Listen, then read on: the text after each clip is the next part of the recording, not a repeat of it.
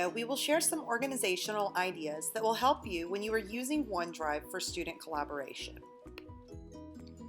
First, you will need to make sure that you are logged into your Office 365 account. Once you are logged in, you can open your OneDrive by clicking the waffle at the top left corner, then selecting the OneDrive app.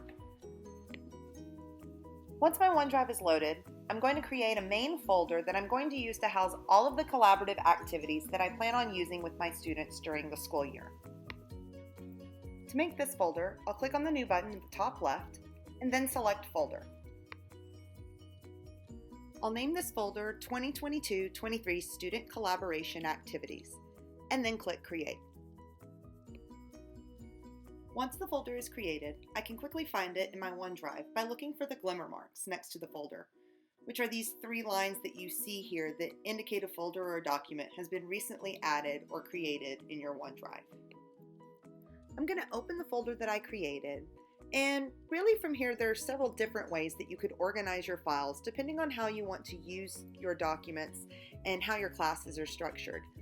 I'm going to share a couple of examples of how I might set up my classes, but you may find another way that works better for you based on things like the number of classes you teach or the groups that you want to make, or even whether or not the activity is going to be a whole class, small group, or individual activity.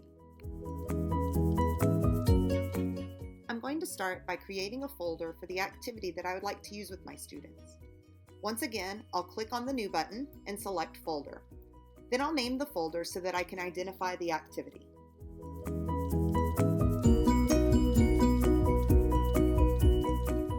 Next, I'll open the folder, and I'm going to upload a copy of the document that I want to use with my students.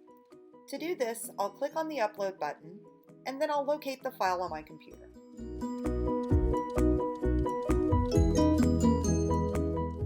For this activity, I plan on breaking my students into 5 groups, so I will need 5 copies of this file, 1 for each group.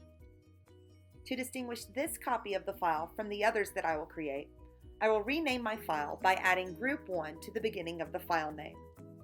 I'll rename the file by clicking on the 3 vertical dots next to the file name to display more options, then select Rename from the menu and make the adjustments.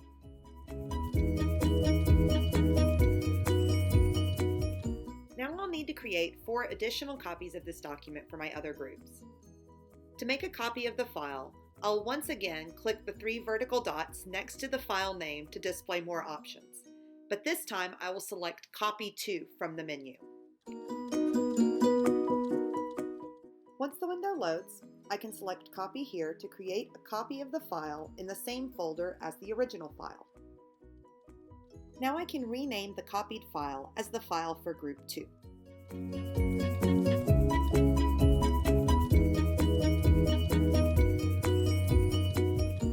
I'll continue copying and renaming the files until I have a copy for groups 3 through 5.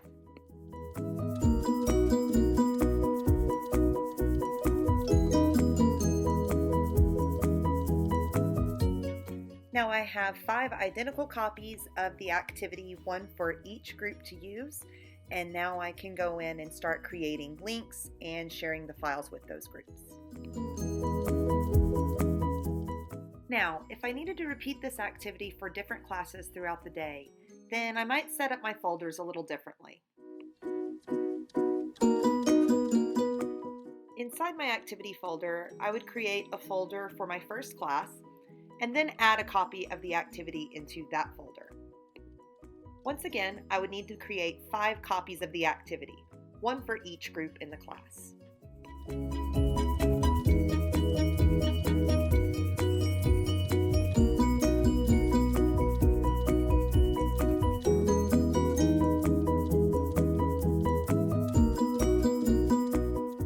Once I have my first class folder set up, I can go back to my activity folder.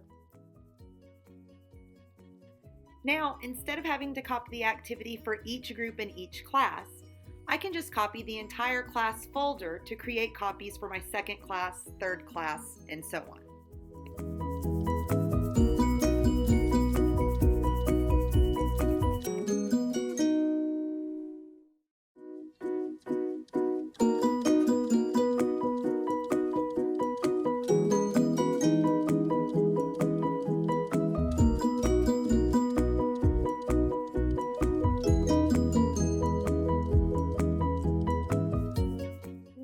have a folder for each class period, each with 5 identical copies of the file to share with the groups in each class.